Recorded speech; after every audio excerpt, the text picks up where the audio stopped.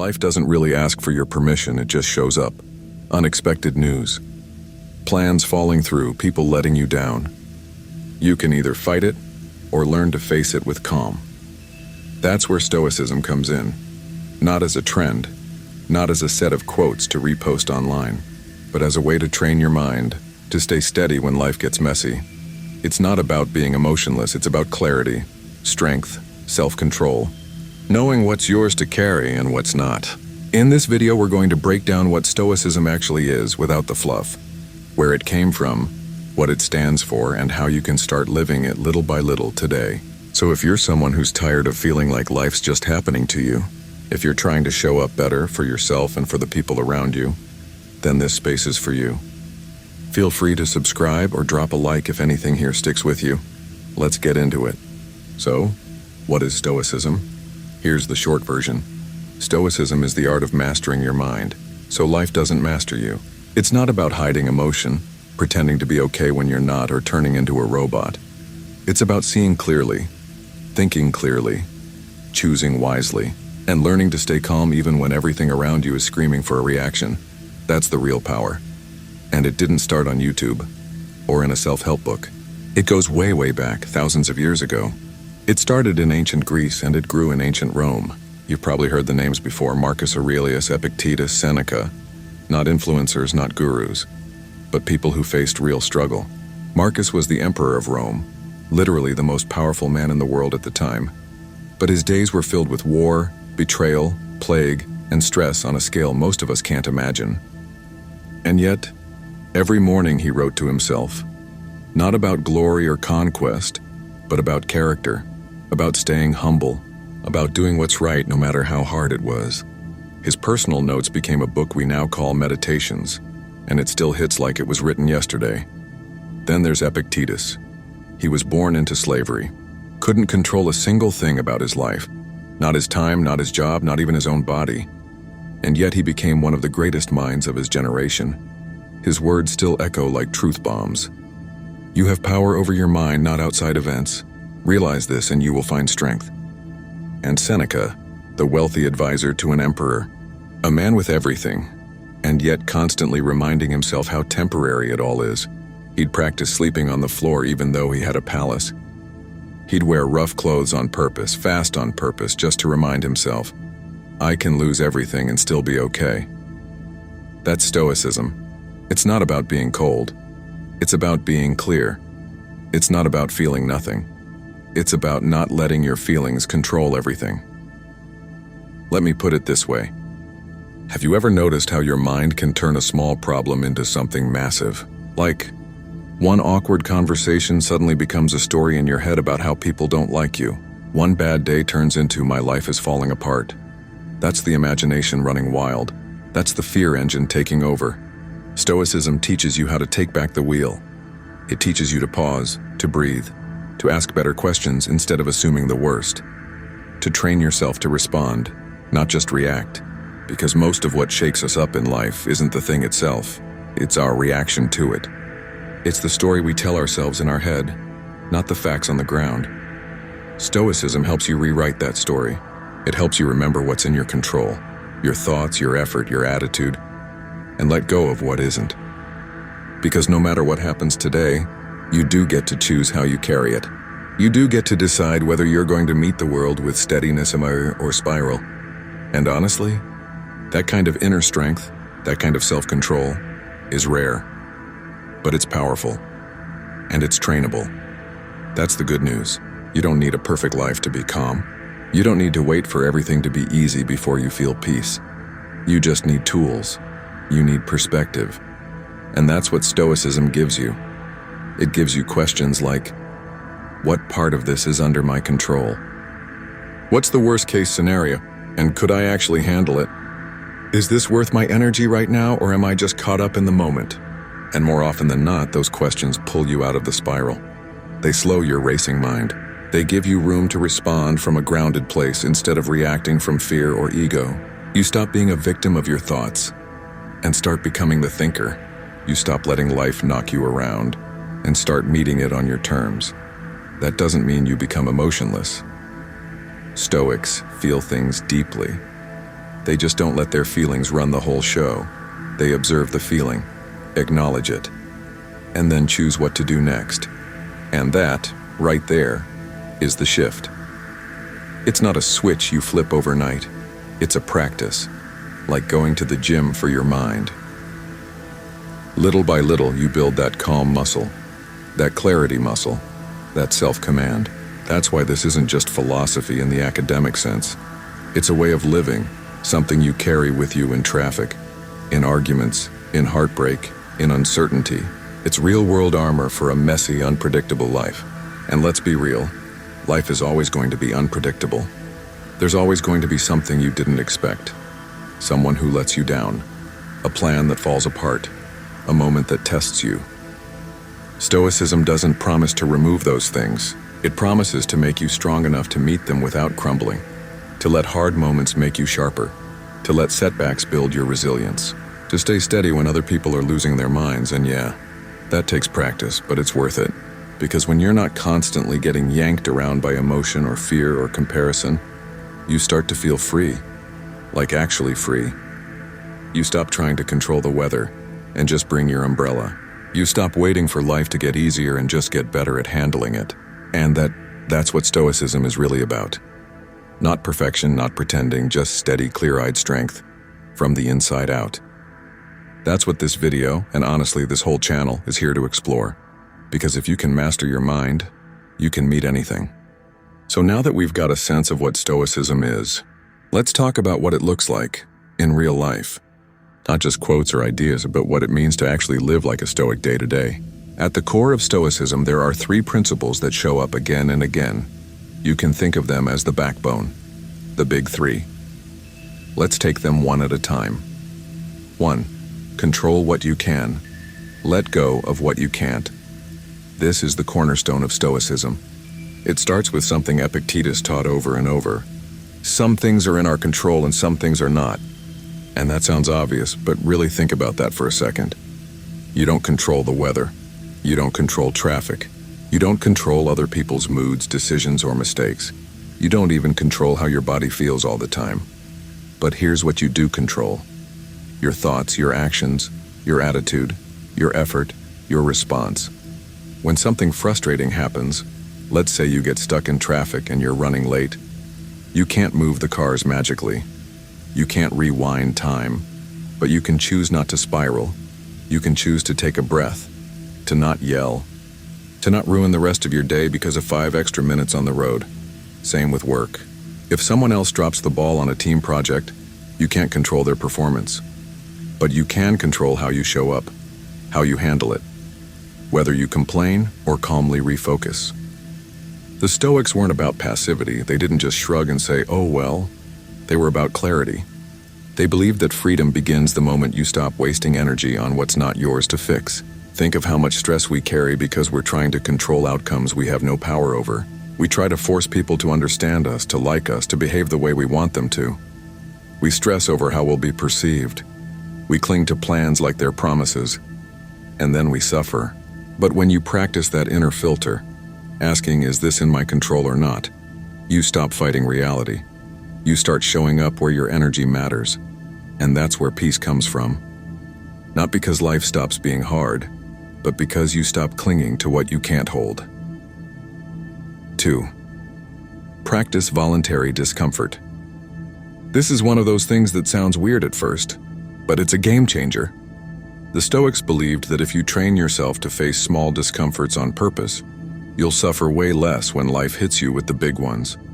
Seneca put it like this: "Set aside a certain number of days during which you shall be content with the scantiest and cheapest fare, with coarse and rough dress, saying to yourself, 'Is this the condition that I feared?'" What he meant was, test yourself, strip it down, get uncomfortable on purpose.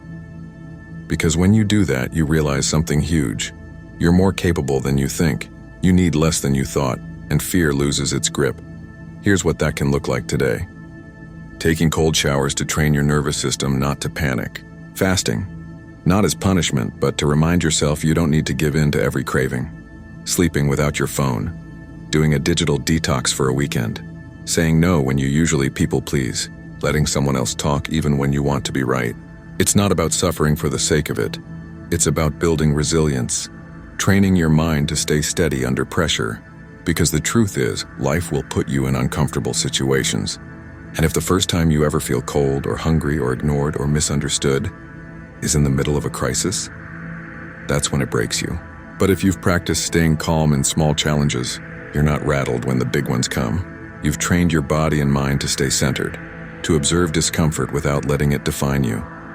That's strength, and it doesn't come from reading about it. It comes from practice. 3. Memento mori, remember you will die. This one hits different. Memento mori means remember you must die, and it's not meant to be dark. It's not about fear, it's about urgency, about seeing life clearly. Seneca wrote, "You act like mortals in all that you fear, and like immortals in all that you desire." We panic about little things like we're fragile, and then we waste time like we'll live forever. Marcus Aurelius reminded himself, "You could leave life right now." Let that determine what you do, say, and think. This isn't meant to paralyze you, it's meant to wake you up. Because when you remember that time is limited, you stop waiting for the perfect moment. You stop staying stuck in jobs or relationships that drain you. You stop putting off the things that actually matter. You show up. You write the book. You forgive the person. You take the trip. You speak the truth. You pause to watch the sunset.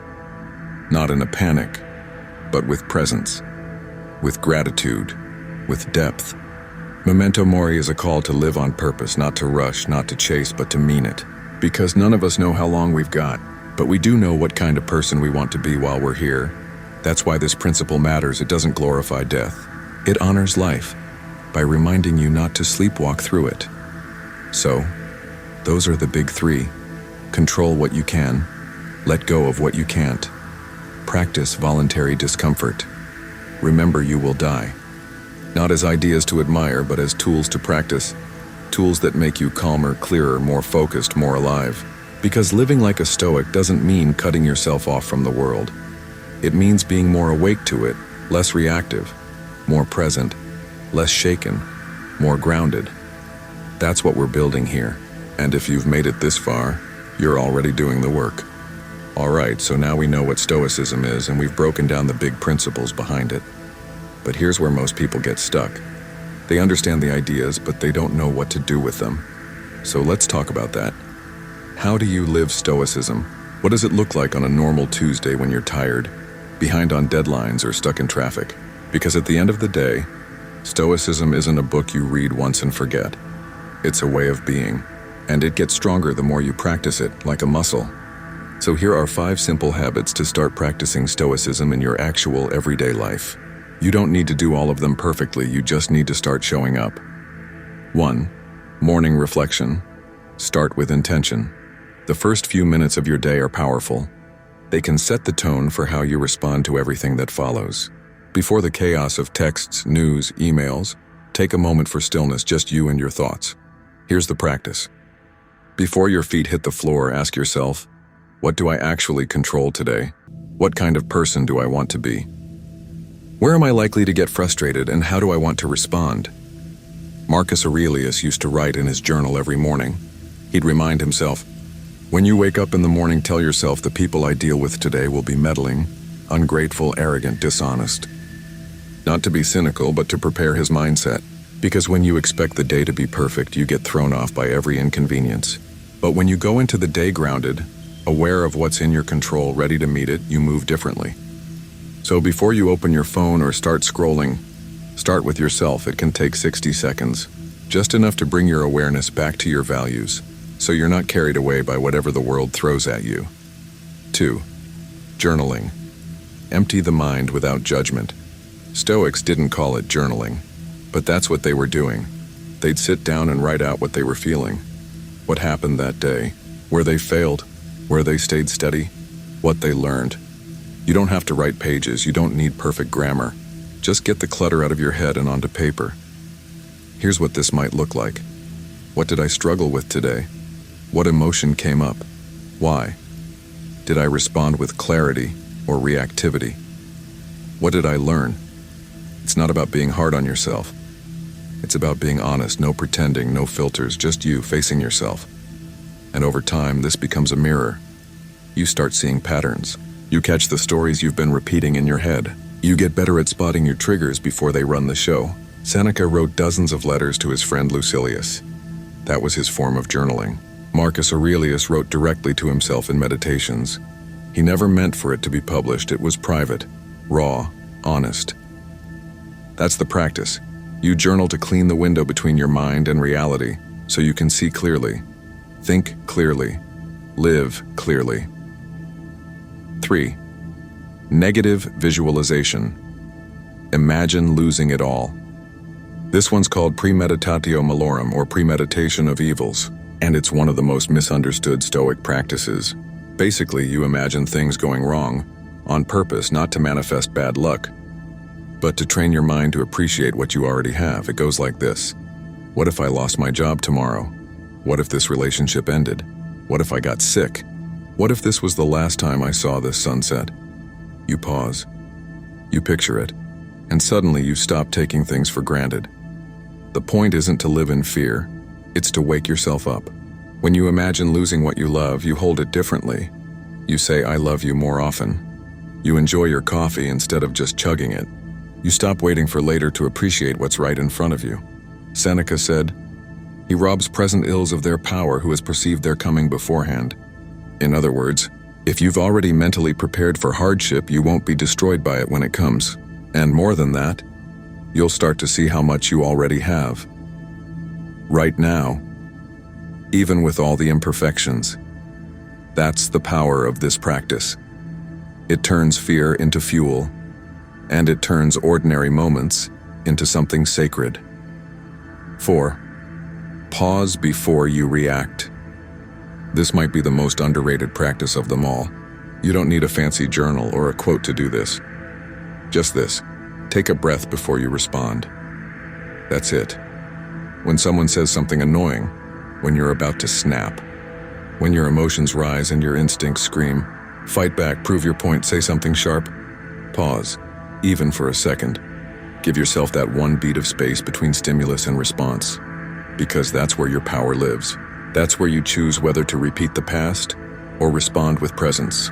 That's where you decide if you're going to escalate the problem or de-escalate yourself. And I get it, it's hard. But think about how many regrets come from moments where you didn't pause, where you acted on impulse, said something too fast, slammed a door that didn't need to be shut. Stoicism teaches that self-control isn't about denying emotion. It's about giving yourself enough space to choose a better one. That 1 second pause, that's the space where peace grows, where dignity grows, where actual strength shows up. Practice it. Often, you'll thank yourself later. 5. Evening review. Close the day with reflection. Just like we start the day with intention, we end it with review. At the end of your day, take a moment to look back. Ask yourself, where did I live with intention today? Where did I get pulled off course? What made me proud? What could I have handled better? What will I do differently tomorrow? This isn't about guilt. It's about growth. It's about seeing your own life as something you're constantly refining. Marcus Aurelius didn't expect himself to be perfect, but he paid attention. He kept asking, am I living in line with my values or not? And every night you get to do the same. This simple check-in, just 5 minutes before bed, grounds you.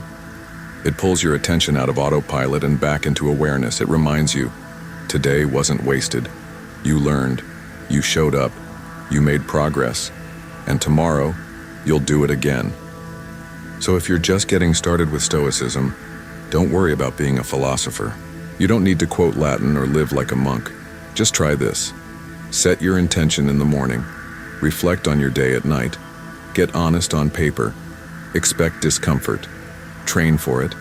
And above all, pause, breathe, respond. It's small shifts like this that shape your entire mindset, that make you more calm in the storm, more clear under pressure, more steady in the chaos of daily life. That's what Stoicism looks like off the page. And the more you live it, the more it lives in you. Let's pause for a second and talk about something important, because if you've made it this far, you've probably felt the calm, the clarity, the strength that Stoicism can bring. But there's a big misunderstanding that still floats around anytime someone mentions the word Stoic. People hear it and go, "Oh, so that means being emotionless, suppressing everything. Just bottle it up, act like nothing affects you, right?" No, not even close. That being Stoic means shutting down your emotions and walking through life like a robot, it's not just wrong, it's dangerous. Because the truth is, Stoicism isn't about ignoring emotions, it's about understanding them, facing them, and then choosing, with intention, how you want to respond. There's a big difference between feeling something and being ruled by it. Feel everything, react with wisdom. Here's the Stoic truth. You can feel deeply and still respond calmly. You can grieve, you can get angry, you can love, miss people, feel joy, frustration, fear, all of it. Stoicism doesn't tell you to be numb, it tells you to be clear, to look at what you're feeling, sit with it, not run from it, and then decide what to do with it. You're not cold for not yelling, you're not weak for not exploding, you're just in control. And that's the most powerful thing a human being can be. Let's take Marcus Aurelius. He wasn't some stone-faced emperor with no heart. This was a man who lost children, who led an empire through plague. He wrote about pain, about fear, about betrayal, and he never once said, "Don't feel." What he said was, "Feel it, then rise above it." Same with Seneca, same with Epictetus. These weren't heartless men. They were deeply aware. They just refused to let emotion hijack their reason. They practiced breathing through the fire, not pretending it wasn't there. And maybe that's what we need more of now. Not more people who explode every time they're angry. Not more people numbing their way through pain and calling it strength, but people who feel fully and still stay grounded, still keep their integrity, still choose to respond with clarity, not chaos. That's not weakness. That's mastery. Calm is not passive. It's a power move. Let's be real. There's a kind of power in staying calm that doesn't get enough credit. People think rage is power, that yelling the loudest or flipping out means you care the most. But you know what actually takes strength?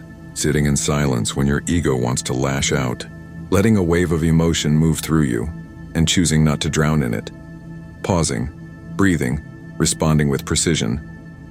That's not cold. That's clarity. It's like this. You can cry and still be strong. You can feel hurt and still respond with grace. You can feel overwhelmed and still take one clear step forward. That's what Stoicism gives you. Not a wall to hide behind, but a compass. So even in the storm, you know which direction to face. So if anyone ever tells you Stoicism is about being heartless, they haven't read the actual texts. They haven't sat with real reflection. Because if anything, Stoicism makes you feel more, it wakes you up. It shows you what's worth your energy and what isn't. And in a world constantly pulling at your attention, pushing you to react, that kind of steady presence, that's rare, and that's real. So let's bring it home. Here's what Stoicism really teaches. You don't have to control everything, just yourself. And that is more than enough. You can't stop the weather. You can't control other people's moods. You can't change the past. You can't guarantee the future. But you can choose how you show up. You can decide what gets your energy. You can train your mind to see clearly, to pause, to reflect, and respond with intention. That's the real magic of Stoicism. It doesn't remove chaos from your life. It just keeps the chaos outside of you so your inner world can stay calm, steady, and sharp. And if you're someone who wants to move through life with more clarity, more grounded strength, more purpose, then this path is for you. Not to be perfect, but to be aware, to be present, to get a little better every day at choosing yourself instead of your impulses. That's what being a Stoic actually means. If any part of this clicked for you, if something shifted or hit home, let me know in the comments. Which part of Stoicism do you want to work on? What habit, what principle, what practice? Because this isn't just a philosophy, it's a lifestyle. And talking about it, reflecting on it, applying it, that's how we grow. And if you want more of this kind of grounded clarity in your feed, feel free to subscribe, like the video, and stick around. There's more coming, more calm, more strength, more reminders that you don't need to control the world. You just need to show up with presence and intention, one moment at a time. Thanks for being here.